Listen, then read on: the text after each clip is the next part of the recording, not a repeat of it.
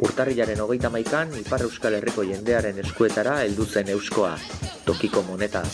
1, 2, 5, 10 eta 20ko biletetan 100.000 eusko zirkulazioan jartzeko prest dira, ekimenaren sustatzailea den Euskal Moneta elkarteko kideak.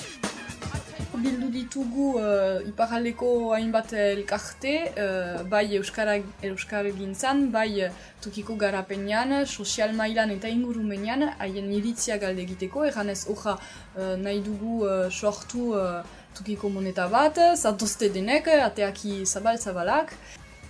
Lehenik tokiko moneta izanik, tokiko monetaren helburua da ekonomia lokalizatzea, tokian berriz indartzea ekonomia. Tokiko sare bat sortuz, hemengo jenden arteko harremanak berriz azkartu eta ez bakarrik enpresen arteko harremanak, baina kontsumitzaileak enpresekin, elkarteekin, eta ez da gertatuko euroarekin gertatzen dena, erran nahi baita, behar nik dirua enplatzen dut enpresa batean, eta gero diru hori baliatzen dute ez dakit non, beste ateratzen da hemendik eta beste nonbait baliatu.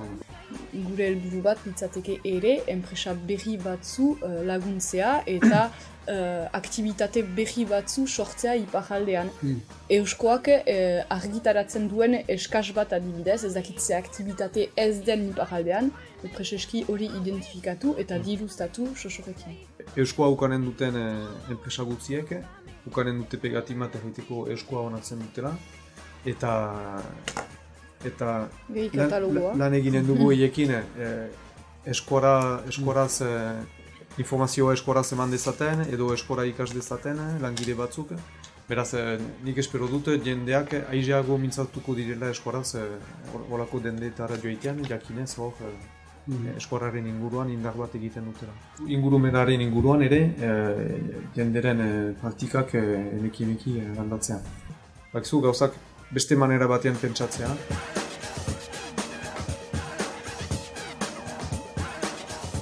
Oraindik astebeteko bizitza ez badu ere, egun 200 bat elkarte eta enpresa eta 800 lagun ari dira euskoa erabiltzen Lapurdiko kostaldetik Mauleraino.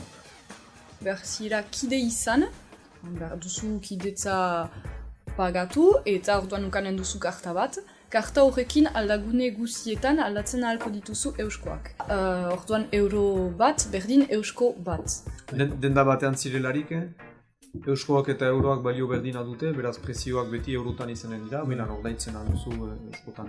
3%, zuk aldatu duzun zamaren 3%, joiten da hautatu duzun elkarte bati. €1 aldatzen baldin badituzu, zuk ez duzu erosteko podererik galtzen, elkarteari sose emaiten duzu, gehi €1 inbestezatuak izanen dira iparraldeko ekonomian. Orduan gehitzen du guretzat dimensione biziki importante bat, gure proiektuan. Legez izaiteko denarekin, kontseilatuak izan gira juridikoki, segur izaiteko ez dugula petiorik egiten.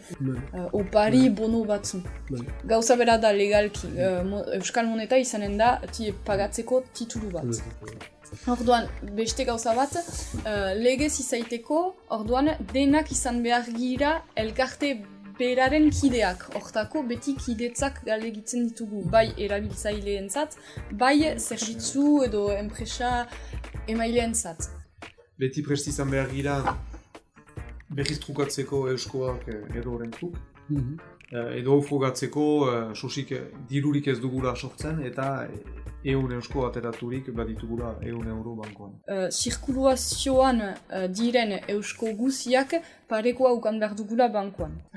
Eman euroak. Bai, bota dirua. Beraz, adibidez hau hemen, hori da, hori izanen da, horako gauza bat, gure biletean. Fotokopian pasatzen bani baduzu, ageri da segidantzen, eta parte bat beltza bilakatzen da, eta euskoarekin gauza bera izanen da. Eta ukanen du hau, eta hemen ukanen ditu argitara ageri den gauza. Urrats txiki baina sendo ez egin nahi dute bidea. Eta zentzu horretan, moneta Euskal Herri osora zabaltzea aurrerago aztertuko dute. Jendea ari da gogoetatzen eta ulertzen du gerozta gehiago zertako importanta den tokikoa kontsumitzea. Zabaldu nahi ginuke proiektu hori albezain naturalki. Gero hor nahi ginuen bizikitipi hasi, Pentsatzen ginuen jadanik iparralde guzia aski zabala zela abiatzeko, eta gero bigarren denbora batean ikusiko.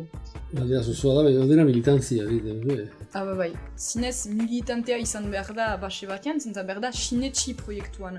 Hori da gure kriterio nagusia eman dezagun.